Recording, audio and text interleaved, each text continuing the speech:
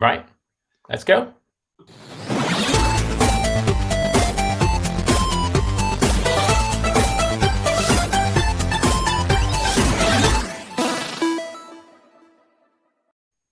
Hello, and welcome to another live recording of our Feeling Techish podcast.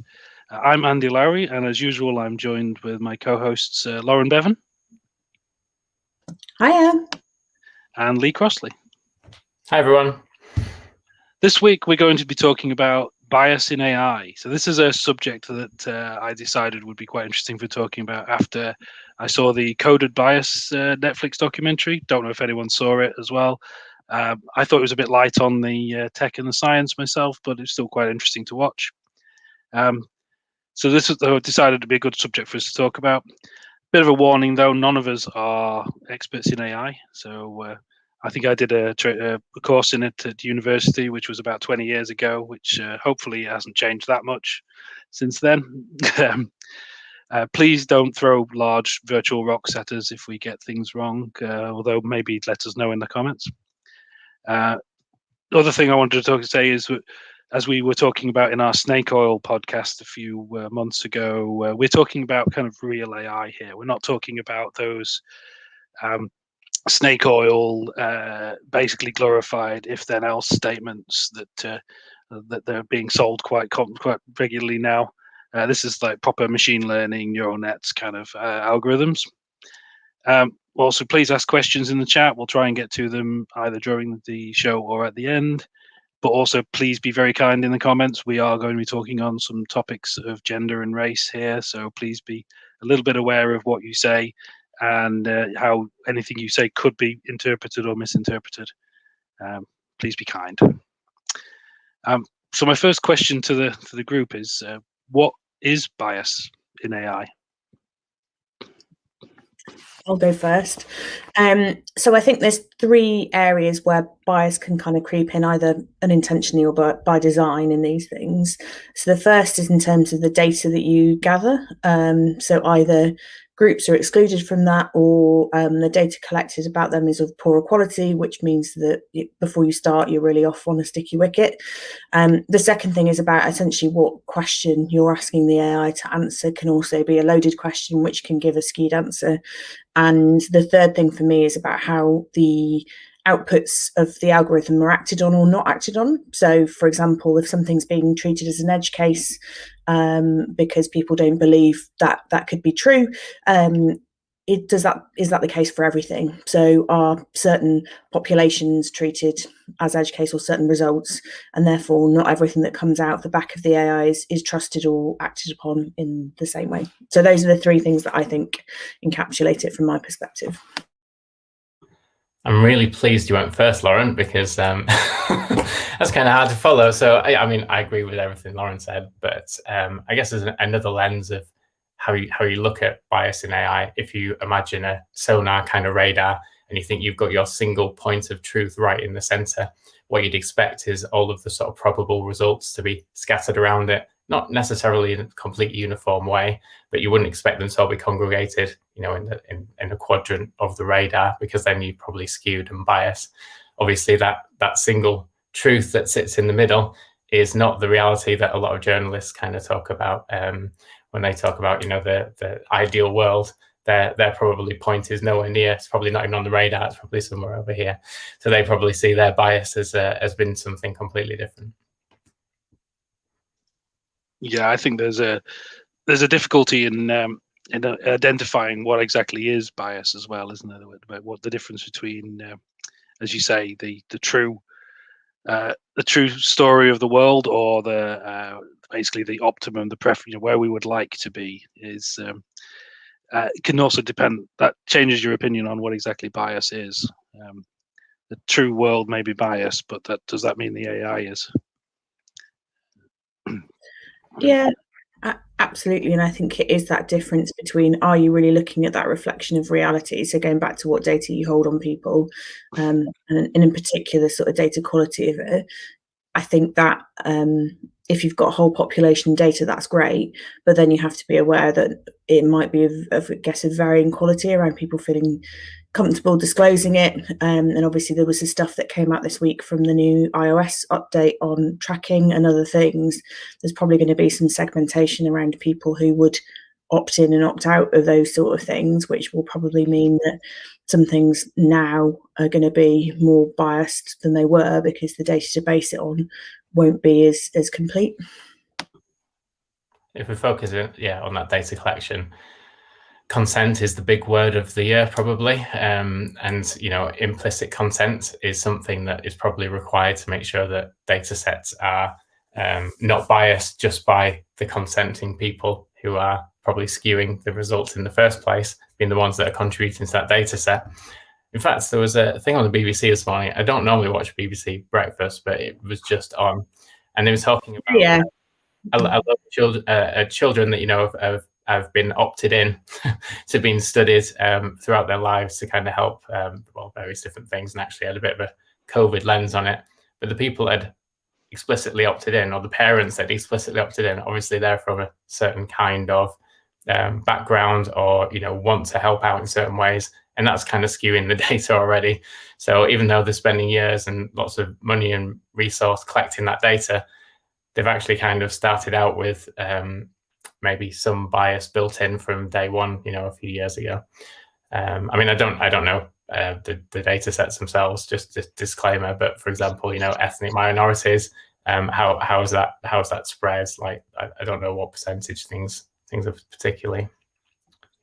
Yeah, and I think that's the thing, is there's a selection bias in that sort of stuff that we see happening, and you also see it in sort of things like rare diseases. So there was a report done a couple of years ago by Ipsos Mori looking at how people want their data to be used, particularly in like developing new drugs or new devices and treatments.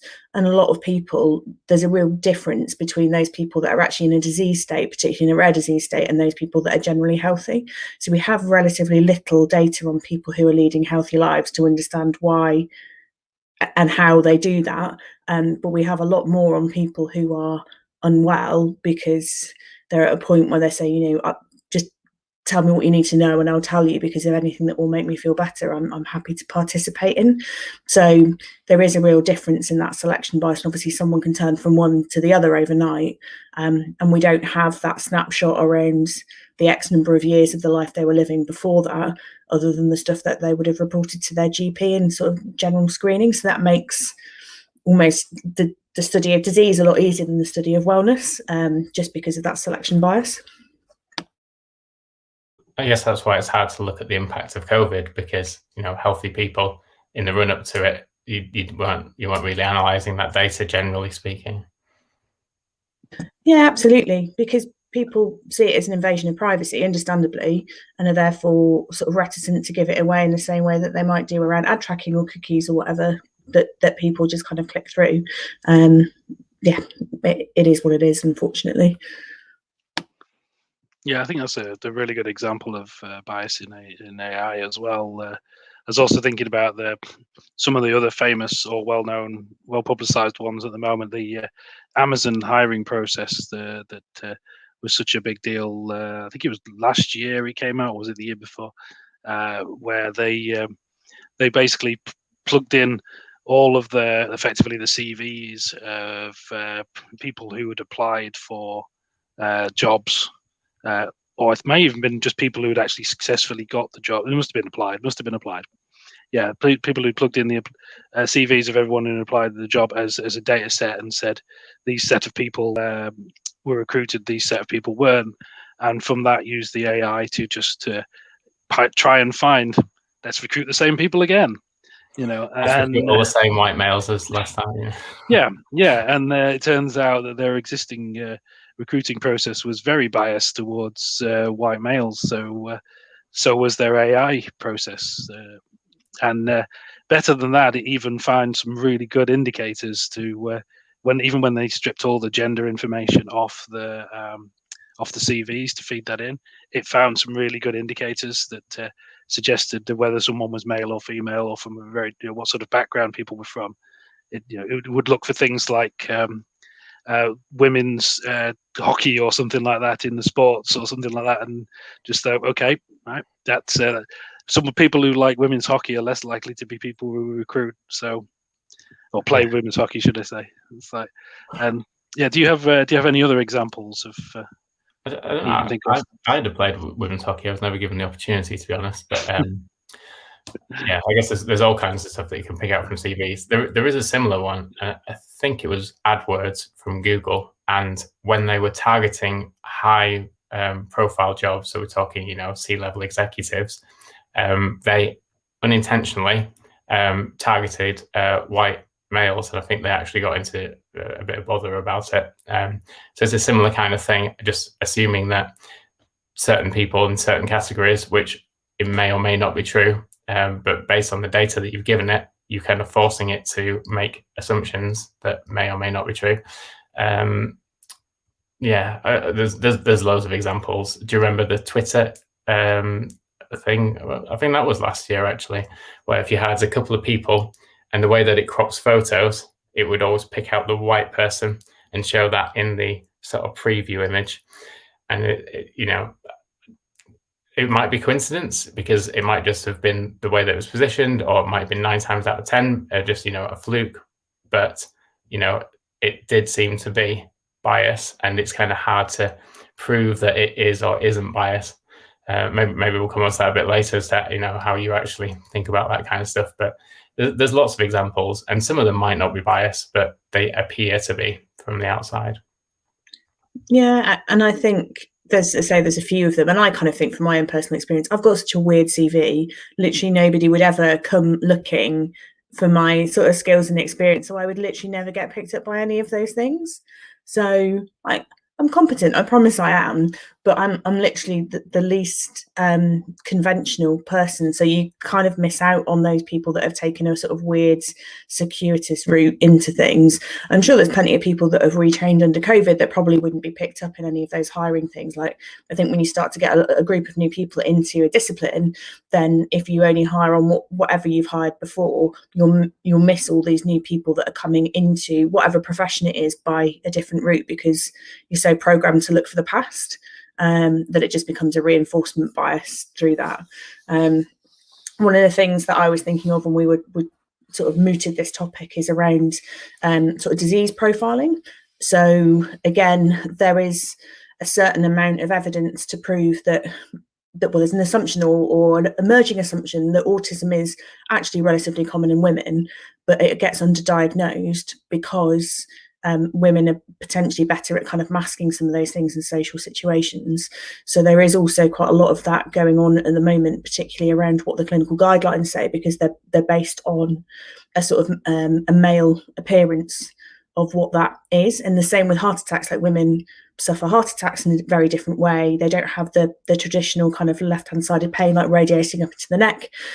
They suffer in it in a different way. And in the moment, the outcomes of that are much poorer, because people get diagnosed for both of those things a lot later and sort of suffer longer because they've got this kind of undiagnosed thing. But again, because all the treatment trackers and things that people are using online to be able to symptom manage don't pick up their symptoms because it's being expressed in a different way, then that's another way that some of those things are kind of biased against people, and people just aren't getting the help that they need because the system isn't geared up for them. They don't exist. Then they're kind of like, there's a light on that's looking at a particular section of the population, and they're kind of in the dark, even though they're suffering in the same way. Sometimes I guess it can be even more damaging to the people that aren't part of that study group. So it's not just a case of they're excluded. It could actually have a detrimental effect. Yeah, they're just not given the option to participate meaningfully in something which could benefit them. So, and that's what I mean, is there's more severe consequences than not getting a job that you're really well suited and really well qualified for. There's, obviously, if you have a heart attack that's undiagnosed, that's really bloody bad. And most women get it as kind of like a heartburn, just in case anybody's wondering. It's more centralized pain, it's more like a heartburn, and it's kind of slower burn, but they have the elevated troponin levels and all those other things. So on blood chemistry, you have all these things that are coming up where people are like, well, you didn't present with heart attack symptoms. It's like, well, they did. You just didn't recognise that for 52% of the population, it actually is a different thing. You sure it's not just stiff upper lip, that good old British thing of, oh no, it's fine, it'll pass in a second. It's just a bit of heartburn. I never had first-hand experience to be able to say, do you know what, I thought I was fine, lads. But yeah, and similarly thinking about skin cancer. So there's been a number of new apps that have been developed for dermatology generally, because no one should really be going into hospital for that. That is a hobby horse I will ride at another time. But a few of those have been found to be intrinsically biased against people with just non-white skin, because it's harder to see moles and it's harder to see definition. But the training set didn't include it, and then they're also not included in textbooks. So again, going back to what people are like physically taught in the classroom is then being put into technology, and both of those things are not doing the right thing. So if you have darker skin, it's not showing, you've got lots of false negatives in there. So people are actually getting false reassurance that it's not melanoma and they don't need to go to their GP and all those things, because it's a fundamentally flawed product. And these things have been approved by the FDA and all sorts of things. They've got through a regulatory gate whilst basically underserving massively a large section of the population who don't have fair skin. There's a really good example that of basically bad choice of data set, isn't there? And obviously not setting it up. One of the things that's quite interesting is just because when you're choosing a data set, just because somebody is a minority in some way, someone's the 1% of the population, or a lesser percent of the data set in some way, it doesn't mean that they should be applied to the data set equally. So you get the situations where edge cases, there should be just as effective on edge cases, systems that should be just as effective on edge cases as they are on everybody else. Because they don't have the data, they actually become wildly less effective. And that the way that it ends up showing itself is these situations like that, where you say, well, we only looked at white men for the photos for melanomas. We thought all melanomas are the same. It's like, well, no, they're not, because melanoma on black skin looks very different to melanoma on white skin. Yeah, I know that's a frustration. There's a technical answer to it that people just didn't consider. I was just going to say, if we're moving away from diseases and things which seem a little bit more serious, do you remember the hand dryer where certain skin tones weren't being detected under it? So, I mean, there's everyday applications as well of things where they're getting missed, and it's not necessarily a sort of medical app where it's got serious repercussions. It's just inconvenience as well. And, that I think that sort of brings home for me that everything that we do should have this kind of bias lens, because it does impact lots of parts of life, not just the sort of extreme diseases. Yeah, the other thing that it's an interesting safety thing, and it's not a disease thing, is they're starting to do more and more simulations around crash test dummy type things. So trying to take out crash test dummies and do more computer simulations for things like crumple zones and other things around like physical design. And again, they're not really using people who aren't average kind of height or build. They're not using women, they're not using children, and they're not using people in different positions in the car either. So it's still just a crash test dummy of average proportions sitting in the driver's seat, rather than thinking, well, if we're going to simulate this, we might as well simulate how people really would be driving around, and thinking about that in a different way. Yeah, percentage beer belly, that kind of stuff. So I'm interested in. Yeah. Or like me, who drive like a grandma with their hands up into the steering wheel. There's all sorts of stuff that they could be, that they've got the data to do, because if you're not smashing something into a brick wall, you can probably afford to run a few more scenarios on it than you are doing. This kind of seems mad around not taking advantage of using a simulated environment for it. Sorry, Lauren, I'm just smiling because I'm watching you like penfold. Yeah. In a car. It is like driving Miss Daisy. Terrible and very slow and very cautious. And a welcomed addition to the data set.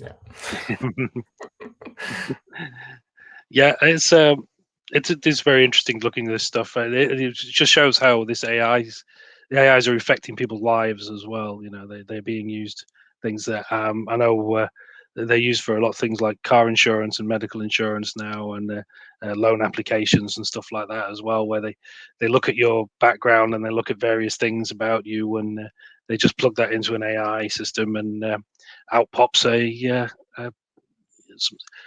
price. This is how much it's going to cost you to get insured. Yeah, and I think it treats people like a foregone conclusion. And as someone that grew up in a really like rough neighborhood and like quite a deprived upbringing, the chances that I would be, if they just looked at that, if they looked at my life up to the age of 18, I wouldn't have been approved for anything because, and like when I went to my careers advisor for my UCAS forms, they took the UCAS forms out of my hand and put a Tesco application form in because that's what people like me went and did. So had that had been propagated, then I wouldn't have had any of those kind of opportunities. No one gets a chance to beat the system if the system kind of locks you out at the earliest opportunity. So I also think that, again, it just kind of does against people who are looking to change their circumstances for whatever reason, and assumes that if somebody's always come from a good place or money or whatever, that they'll continue to be good credit risks or good risks in terms of jobs or universities or whatever it is that they're going to get. And it just, again, it's just that risk of propagation without thought. I do believe that, so it's interesting, you know, given that Tesco application form, I do believe that is biased from probably a particular individual that shoved it in your hands. If you have a well designed algorithm that has, you know, diverse opinions and a team of diverse views, that is actually a better way to make decisions if it's done in the right way, which is less biased, especially if you know, looking at your results and understanding how you can improve and iterating on it. If you've got one guy going, there's your form, that is hard to fix that bias, but actually we've got an opportunity to make with better designed algorithms and more input in decision making, even if it's not us necessarily making the decisions, something that's less biased. Yeah, I completely agree. And they say that was his individual bias kind of playing out, and there was nobody else in that room to challenge him. If you've got more people, there's more challenge and more opinions and more viewpoints. Yes, I do still think he's an arse, and yes, I do obviously still have that thing kind of burnt into me where sometimes I'm like, yes, screw you, Alan, I did it. And yeah, what's the dress?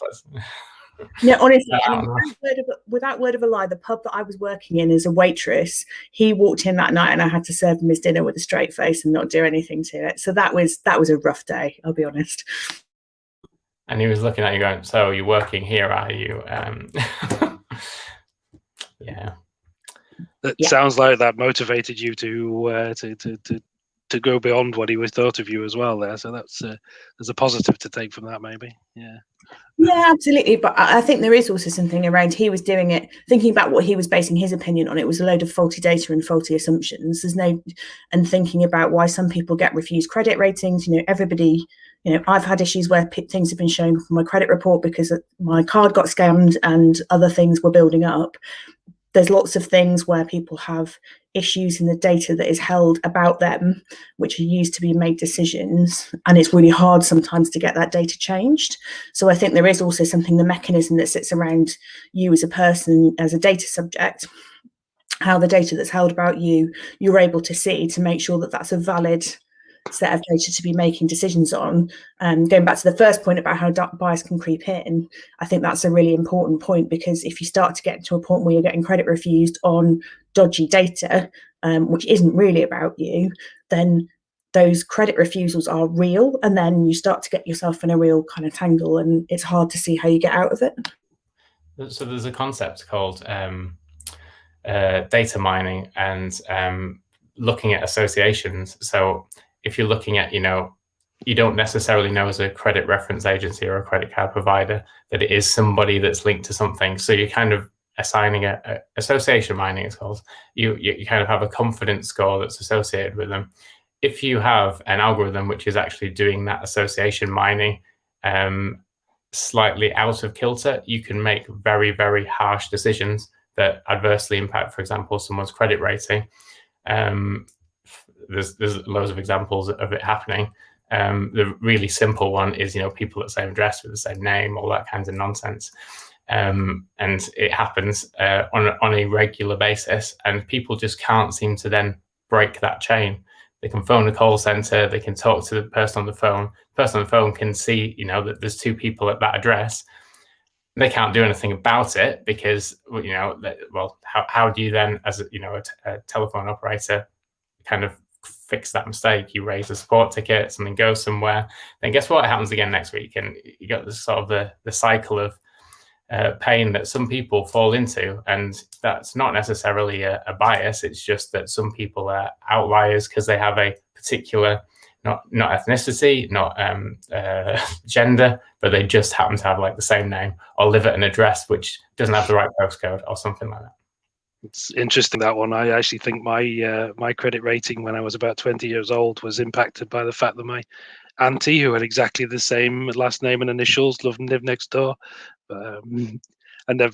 As my credit rating seemed to be way better than it really should have been for a 20-year-old with no debts or assets or anything. Good to get a sign-in check. It's like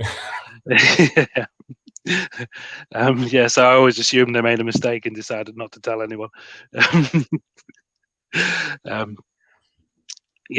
That's it's interesting. You meant one thing I picked up. You said there, Lauren, about their information on them might not be correct. I was thinking about the GDPR's right to rectification. I think it is the one where they're legally obliged to make sure that the information about you is correct, or at least to correct it when you tell them it isn't correct. I think this is really hard in practice when you're not quite sure where it's coming from. So if you're looking at an Experian credit check or something like that, then it's around understanding who you phone when you see something like that isn't really correct. And my sister had it not that long ago. She'd moved into a new house. Again, she'd had someone kind of scam her address and set up all sorts of stuff in her name, like a new mobile phone, credit thing, like a Next catalog account, like all of these things. And then it was just really difficult to unwind it because some of them were more willing than others to say, we accept that this wasn't you, you've given us due proof, and we'll kind of scratch this from your record. And it was at a point where she was trying to get a mortgage, so it's always like at the worst possible time where you're like, there's a time limited view, like I want to get this house and therefore I need all of this to be done by you in a certain period of time, and I don't need to be faffed about. So yes, I think the GDPR does provide provision for it, but I'm not necessarily sure it provides provision for it to be rectified in a reasonable time frame, and it's not always clear about where you go to get it rectified.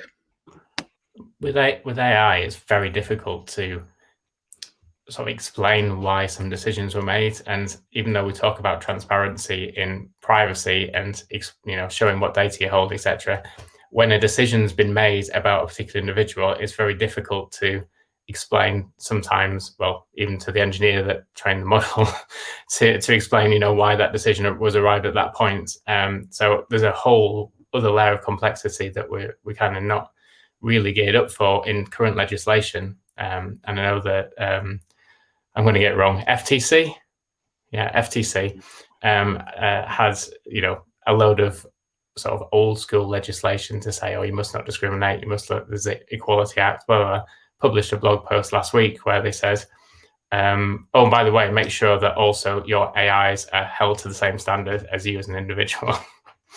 Which is like, how?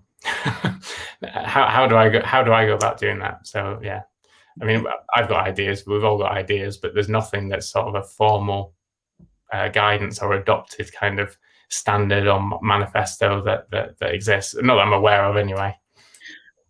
And it's hard to square the circle between accepting as a principle explainability to people, but the particularly sort of hidden layer models and other things where you can have hundreds of layers, trying to work out a way of explaining that to somebody that is understandable.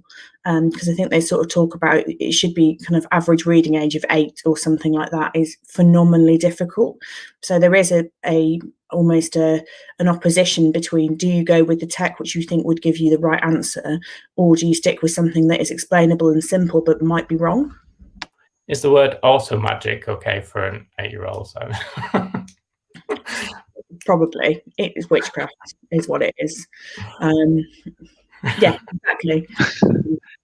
Is there increased possibility with AI that the sort of computer says no effect would have a bigger impact? People often just accept what a computer says as writ, as the truth. But obviously, computers now with AI are making much more complicated decisions, and we don't understand them. And then people potentially just going, "Well, the computer said this. Carry on."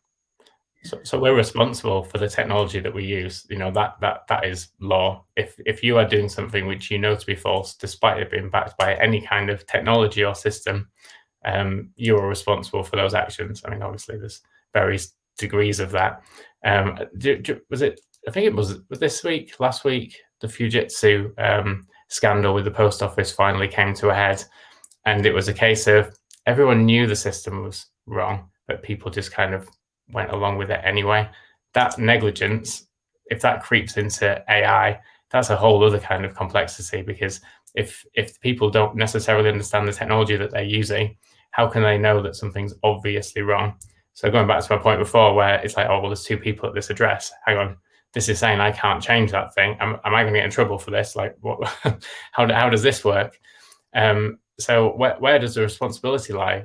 It always seems to be that it's pushed onto the individuals at sort of the end of the chain, but really it should start with, I know we're not AI experts, we're not data scientists, we don't do much machine learning. Andy, Lauren probably does more on this, who knows? But there is a responsibility there for professionals in the industry to take some kind of accountability. What that looks like in a formal kind of structure. I could draft something if you want, but there isn't something that exists today. You're designing something, you've got a tester or a QA on a project. It's a website. You can say, right, when I press buy now, this thing works. If it's a credit scoring algorithm that you're training and doing some association mining or something, and you've got the QA sat there going, so what's Python again? It's a very kind of different kind of assurance, and almost needs some kind of specialist role, which is just not going to happen, not in the short term anyway. Is there not a NHS or gov.net or whatever it's called, framework that for AI or anything like that? There is a thing around development of responsible AI, a framework, but again, it's not necessarily mandated. So it exists in order to give people, like the 10 commandments, as it were, around what you shall and shall not do. And that's kind of coupled with the GDPR around the data that it holds and that kind of emphasis around explainability.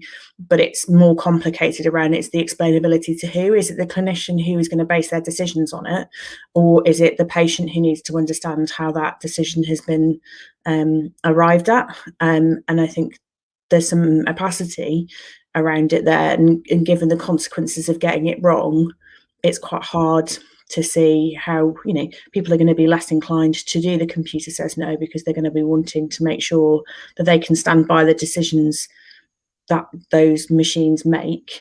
If it's one of those things, a good example of where it works well is there are a couple of companies who are looking at it for mammograms, so for breast screening, around looking at cancerous nodes. The way that works from a clinical workflow at the moment is there's 2 reviewers. So it goes to 2 radiologists who would review that image.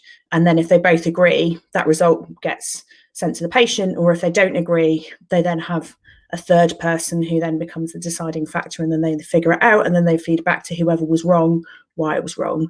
There is a really strong way of the AI taking one of those reviewers, and then you're constantly reviewing against a human. You've got a way of doing reinforcement learning, and also if they do disagree, then you can work out what the machine is seeing that a human isn't, or vice versa, and you've got some way of doing that.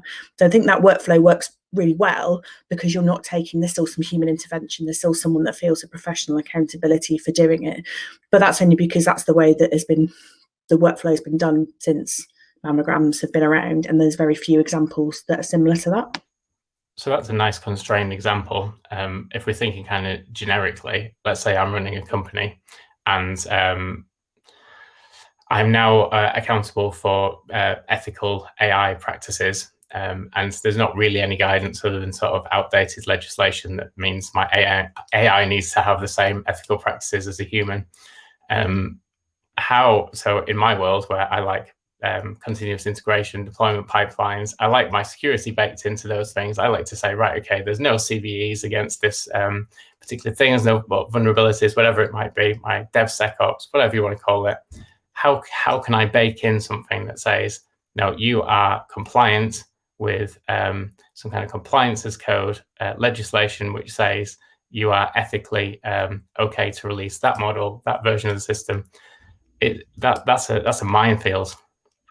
I think that's what a number of researchers were trying to do at Google before they all got sacked a few months ago without any really, they would say any cause. So I think there has been a mass exodus around people who were seeking to work out how to do that in a proficient way, or to provide the technical constructs for it rather than conceptual constructs for it.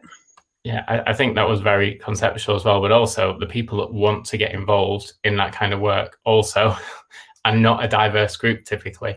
Like, I mean, it's not something that's of personal interest to me. You know, there's things that I would rather be involved in developing or, you know, designing the governance for.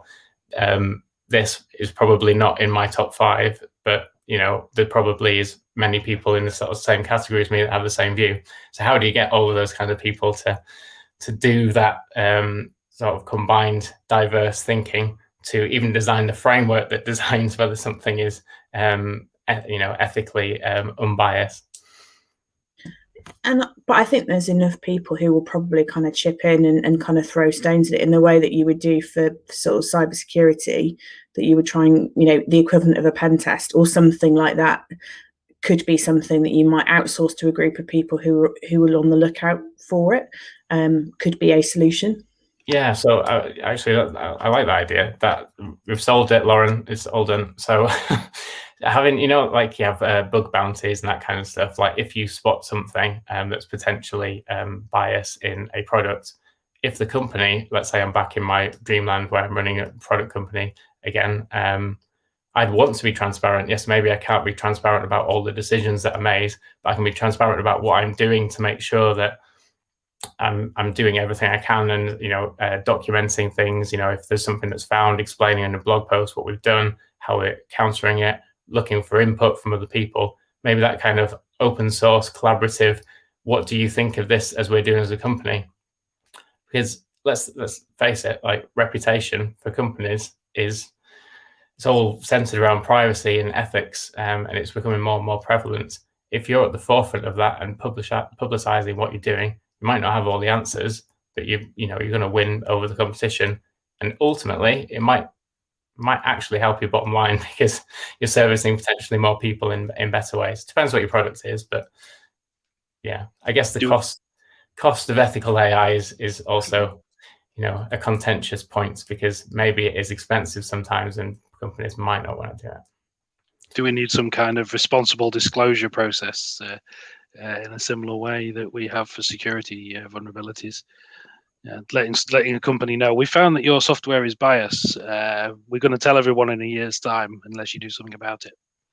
I guess for security exploits, it's a very sort of QED proven thing, whereas the bias is like you'd have to sort of run lots of different kind of outcomes and say there might be bias in this way. It's a very difficult thing to kind of tie a bounty to. I do like the concept, and I think that the more people that try and exploit faults, especially for financial gain, will make it a better world. But small companies pushing out a product to market, you know, they don't want the overhead of additional governance and scrutiny. They want to get their alpha to market, test the market. If there is a way where they can, you know, openly say, look, we've not looked at bias. Any kind of input from you, if you want to contribute, do you want to be a beta tester, whatever it is, if they can do it in that way, once they're kind of proven that they've got some money in, as opposed to from day one going, right, so security one, what do we need to do? Right, ethical AI or data collection and privacy and what are we building again? It's not really going to work.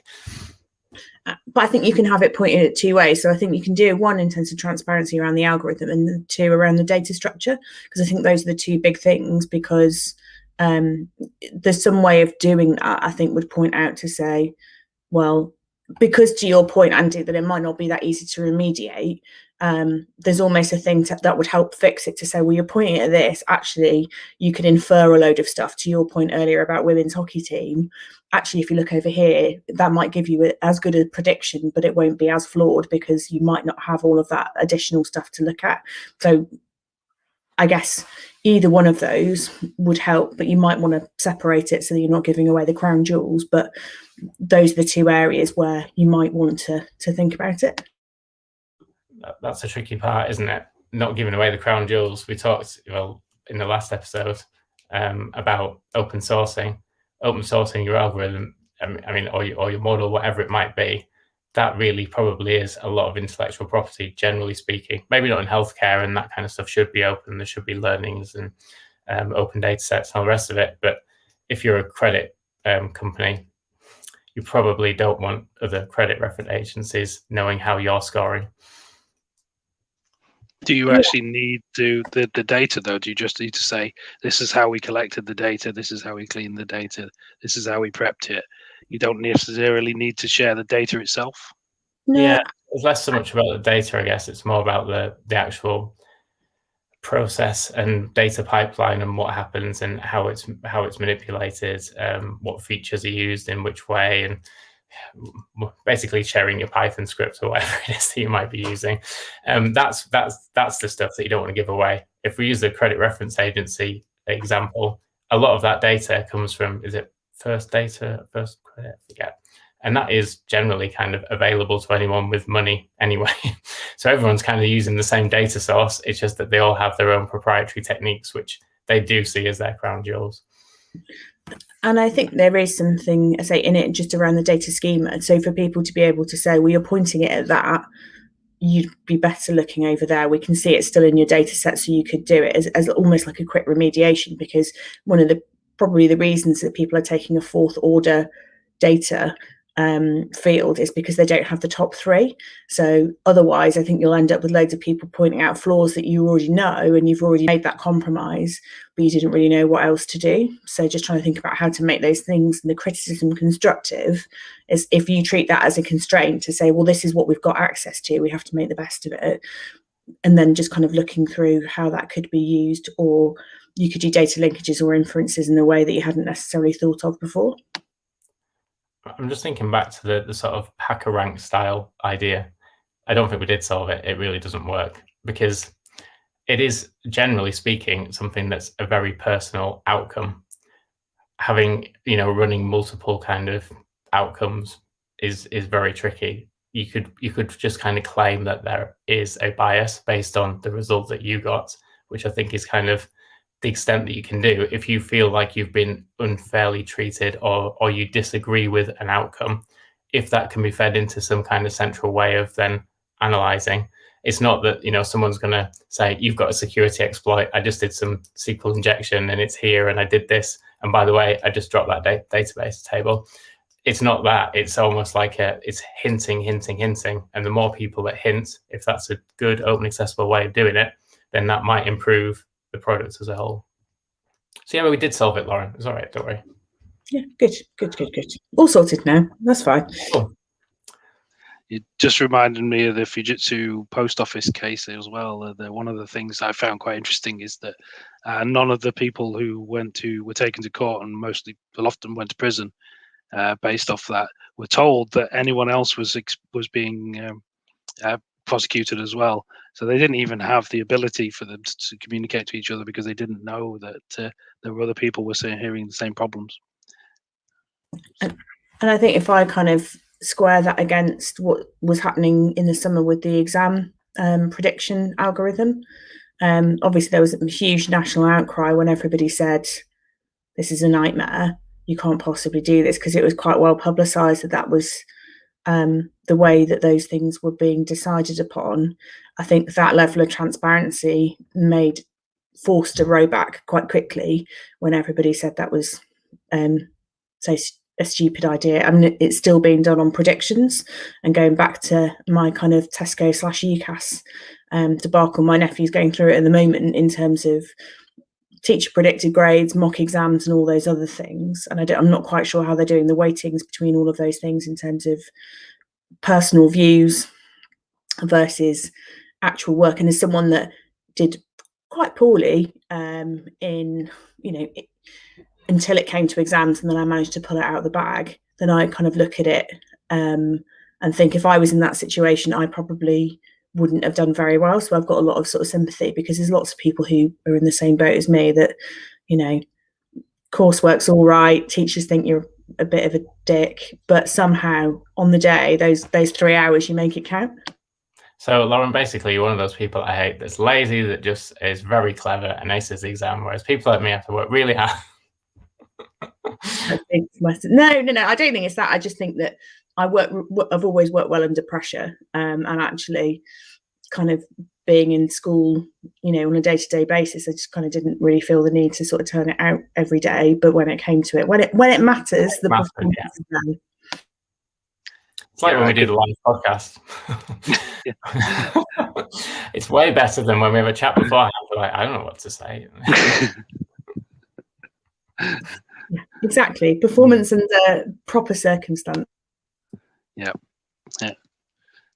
As we're sort of getting towards the end of this, I might ask that if anyone's listening has any questions, now is probably a good time to ask them. What I'm thinking is that if we all just come up with what we would like everyone to take away from this, if you were to just give like a short thing. Well, yeah. Sorry, I'm putting you on the spot. Do you want me to go first? Well, no, because last time when you asked Lauren, what is bias in AI, I was like, that's a great answer. Should definitely have gone first. And now I'm going to go first. Yeah. So the takeaway is, remember all the stuff that Lauren said right at the start. Well, no, for me, it's just be considerate and understanding and aware of implications, like you would do in normal life. Like, it shouldn't be something that you necessarily consciously having to prod yourself about. If you're a software professional, or you influence systems or decisions which affect people's lives, whether that is healthcare, whether that's any kind of just a user of a basic website, we already look at accessibility needs. The government have, very strict guidelines for their digital services, which say you need to look at these kind of alternatives to people that can't use this service in this way. It's almost like when you're doing that, also just have a think about who else might be excluded. Is there something else you need to do? Is your team right? Sometimes you are working as a small team and it is not a diverse group. You might be working, a pair. I could be working with you, Andy. We're not a diverse group, but we can have a bit of a lens. We can ask people for feedback. We can try and be a little bit proactive. As long as it's not a deadline tomorrow, then we'll just, maybe brush it under the carpet. It's just a case of be sensible about it. Don't let it dictate everything that you're doing. If you're a small startup in a business, awareness, have a plan for how you'll address it, but don't let it be the be all and end all. But yeah, it is important. I'll go next. So I think there's a couple of points for me. One is the point that you raised earlier, Andy, around the proportion that those, those features appear in the population might not be enough to guarantee that the algorithm gives an accurate result for those individuals. So it's not just about proportionality in your population, it's also about having a robust enough sample and set of information for that thing to work for everybody and to work equitably. I think the second point is if you are kind of asking people from disadvantaged, who've previously been in disadvantage, wherever that disadvantage has come from, be that sort of race, ethnicity, socioeconomic background or gender, to be mindful that they might not necessarily want to cooperate, and they should probably be recompensed for that. So I guess it's just not kind of taking the piss and asking people to do stuff for free because they've been biased against in the past, and recognizing that it's not up to them to kind of make it better, and just thinking about how people can, again, to Lee's point around just kind of recognizing the impact of the end user on the technology that you're building, either by the users of it or the sort of unintended consequences of kind of a few people on for the ripple effect of that technology, and just kind of really thinking and reflecting about how you can make it better while still keeping it as your problem. And thank you for explaining my point way better than I did. That's far clearer than I said it.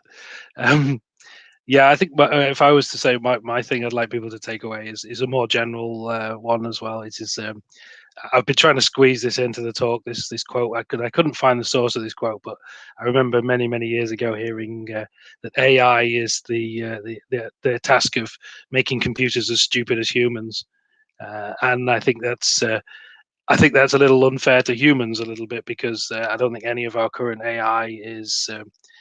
All it can do is learn from the data set that is given. It can't make intuition. It can't make logical inferences.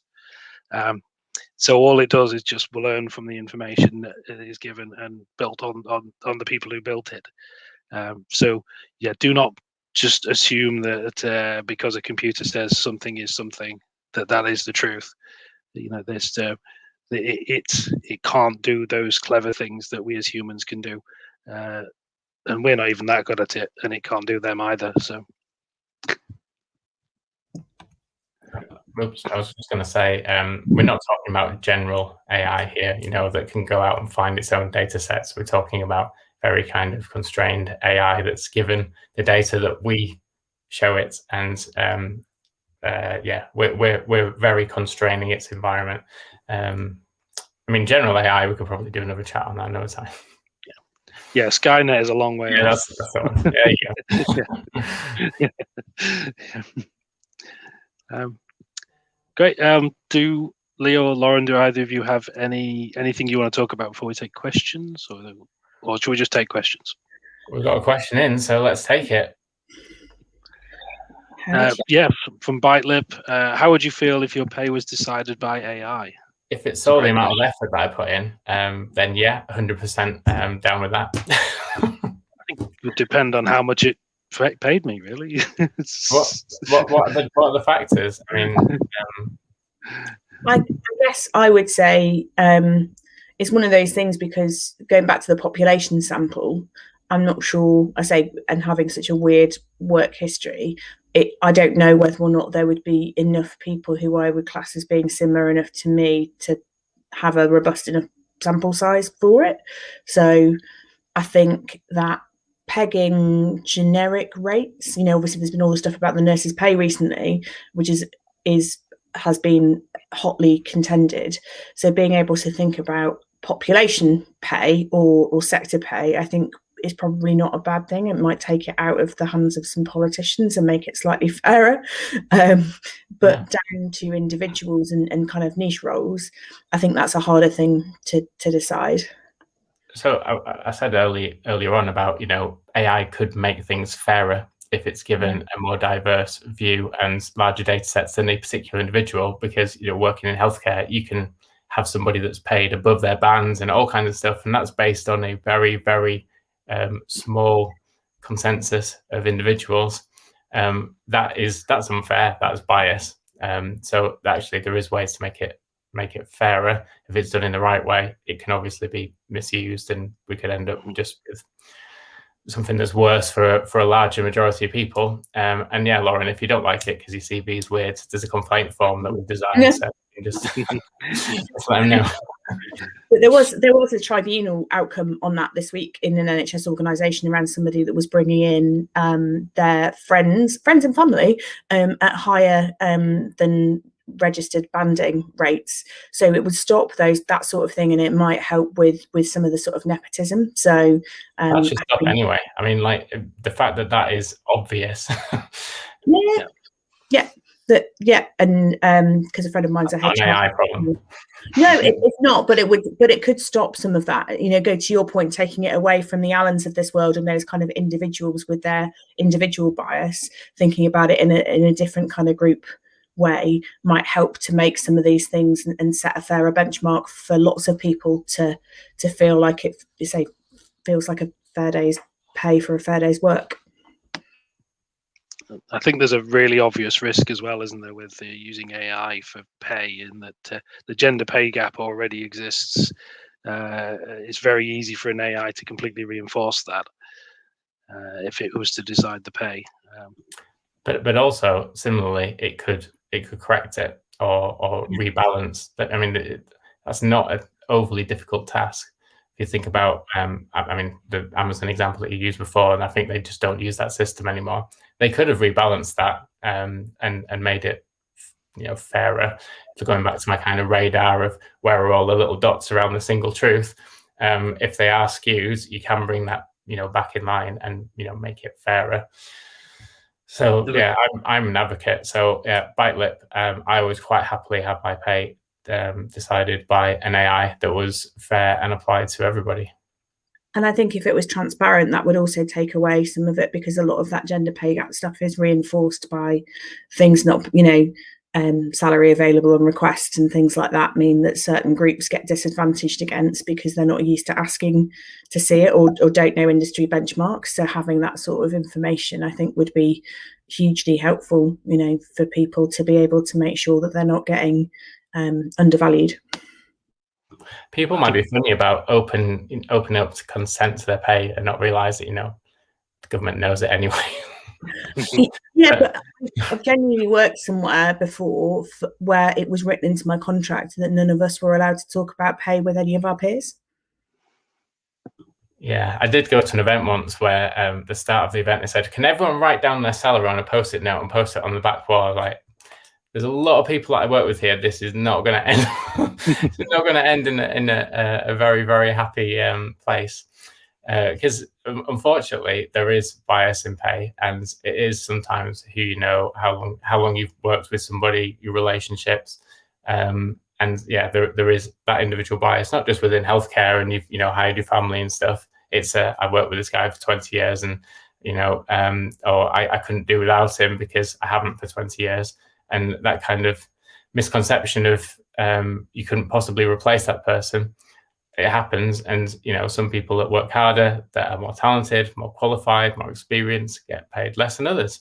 It's it's just the way the system works. People accept what they're happy with and always have a choice to leave and potentially do something else. So there's two arguments. I would quite happily have a fair pay system, as long as it was genuinely tied to effort, and I would just work 24 hours a day to make sure I got paid a decent amount. But there is also a little bit about some people are motivated by other things. So you've got job perks, you've got what can I take a 3-month sabbatical? Can I do this, that, and the other?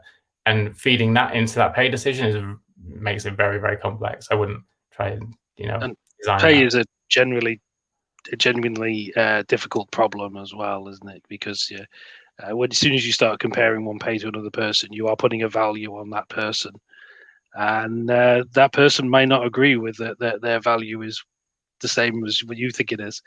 Yeah, it's always difficult. It's why I've never been. I like the idea of formulaic pay scales, but I've never been overly happy about the idea of sharing pay between everyone, knowing when everyone else is paid, because somebody is going to be unhappy about that, even if it's if everyone else thinks it's fair, they're not going to be happy about it. Yeah, I've worked somewhere where they've said top and bottom, median, and band, and they've shown almost that distribution. And I think that is a fair way around being transparent about it. Is obviously not when it's like it is a disciplinary procedure. If we find out that all of yous have been down the pub having a chat about it, because they just didn't want to find out that the huge disparities that existed, which weren't linked to competence, effort, and or experience. I should also say I have shared my pay with close colleagues, anyway, in some cases, so that I know. I certainly, in an old job, me and a colleague of mine used to tell each other exactly what we were both paid in every pay review we got, because we basically was exactly the same age, same sort of qualification background. Andy. So we were. You cheated. Yeah, so we were very much you. Okay, so you got that. Okay, I didn't quite get that. I'm going to go have a word. Yeah. How come so and so got £2,000 more than me? Yeah. Well, it occasionally did mean that I could go in and negotiate and say, "Well, I think you may have more money available for me there." Yeah, pay is a horrible thing. I mean, as a sort of owner of a very small consultancy, it's a tricky thing. So we're hiring at the moment, and figuring out the right people and the right fit and the right flexibility. It really isn't just about pay. Like if someone wants to be paid more and they have a justification, and even if it's not a review time, I'd look at the numbers with them and I'd say, well, we can't, or whatever it might be. But it is about money as a patch, generally speaking, for sort of forcing people to stay for a little bit longer. You should actually use the AI to decide whether someone's got job satisfaction, and whether they're likely to stay in that role. And actually, are there any other attributes that you could apply or perks which would increase their happiness and likelihood to stay at your company, rather than focus everything on pay? Because it always comes back to pay, and it's not about pay. I like that, the idea of using AI to inform decisions rather than make decisions. And I was also thinking about how much I hate having conversations about salary and negotiating. So if there could be an AI that would negotiate on my behalf, that would also be lovely, to make it feel. You come out and it says, "Lauren, you did bad. You could have got way more." And Yeah. it's just throw at you. Yeah, exactly. This is what you could have won. Oh, don't. Yes, but exactly that, because people find it obviously quite an emotive and a difficult subject to have a conversation about, and it is contentious and it does get emotional. So almost taking that out around having a little bot that will go into battle for you, Paybot. I love the fact that we had one question and we managed to spin it out for like 20 minutes. There's some skills there. We are slick. Thanks, Lip. We don't actually have any other questions unless anyone wants to put one in very quickly, or if Leslie or Lauren, you want anything to add? I think final thing is just thinking about one of the other things is around something's really good for one purpose. Going back to your point around general AI doesn't mean it's great for other things. So before, when I've kind of done AI models, you kind of come back a couple of years later and they're like, oh, it worked really well for this, so we're using it for this over here. And you just think, no, don't do that. So again, going back to that whole, oh, we've got one of those, this isn't a general all-purpose thing. You do need to think about it and to change it or to think about multiple applications. That's one of the things that, again, makes me feel quite twitchy about it, is that once you've done it once, that's great, well done, and you can take the learnings and the framework, but you can't reapply the same thing elsewhere. I think my final point is we're all lucky. We're all models. Even my postcode's a model. My name's a model. Everything's a model. This is a model. Sorry. And with that, I end very badly. yeah. And with that, I think we should probably call it. Thank you, everyone, for listening. It's great to have you. And please leave a comment, leave some likes, tell your friends, share this podcast, let everyone know. Also on the Twitter, we got at Feeling_Techish. Please give us some feedback. We love feedback. We should probably do a podcast on feedback at some point. And hopefully we're planning to have another one in 2 weeks. No idea what it's going to be yet. We're still trying to work that out. We've got a few suggestions, but if you have suggestions, also provide them, because that's always helpful. Little disclaimer that these are our personal views and not anything to do with the companies we work for. And thank you very much, everyone, for listening. That was great fun. Thank you, everyone. Cheers.